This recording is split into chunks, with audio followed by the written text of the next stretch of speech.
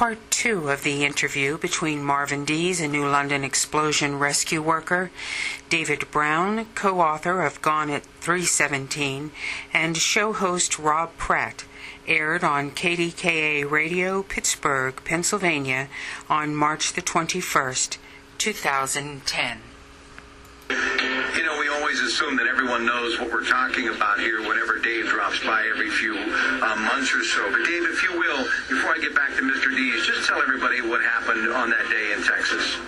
Well, it was March 18th, 1937, a pretty day at the wealthiest public rural school in the world. It was a wealthy school, not necessarily wealthy parents, because it was in the middle of the biggest oil boom the United States has ever known.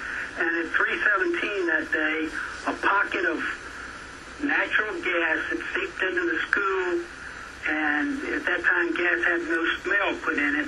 It blew the school, just literally leveled it. 700 students and teachers in the school, more than 300 were killed instantly.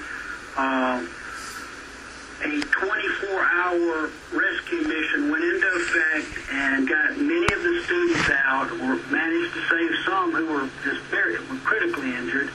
And Mr. Marvin Dees, who we're talking to this morning, was one of those guys of about 2,000 men and women who literally removed that school brick by brick, mortar by mortar, and saved many of their lives. And for the explosion caused our legislatures throughout the United States and the world to require an odor in gas.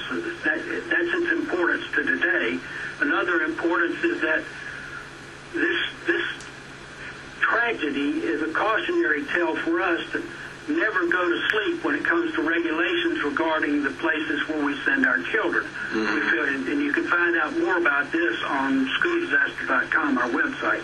We're just very, very lucky to have Mr. Dees on today. We are 94 years young now.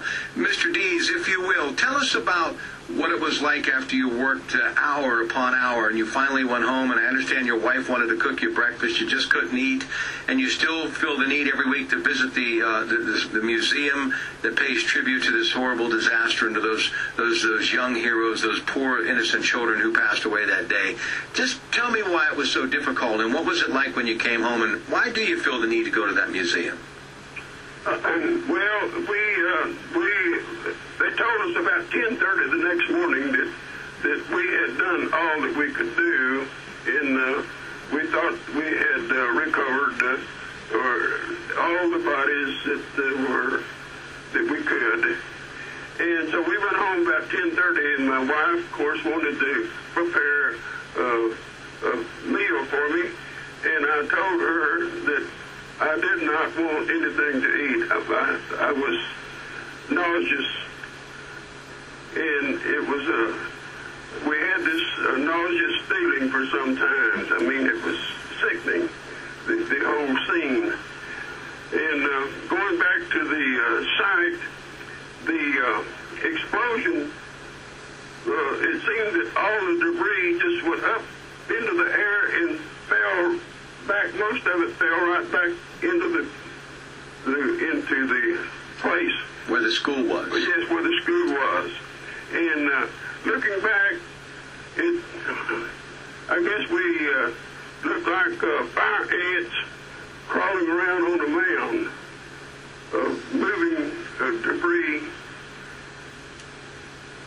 Why do you feel the need to go to the museum?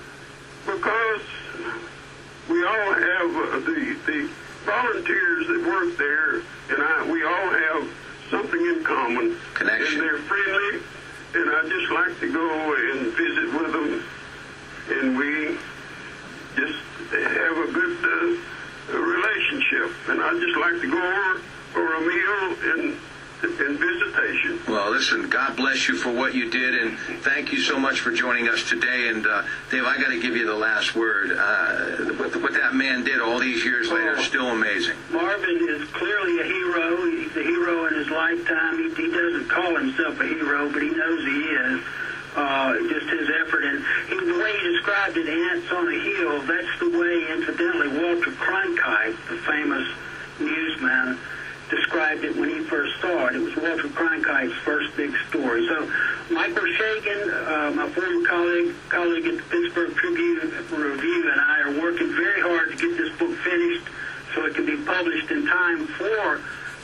75th anniversary, and Marvin's hoping we can get him a copy to read. And I'll call you later, Marvin. I couldn't hear you very well, but I appreciate you being on today. And Dave, great having you on. Dave, I have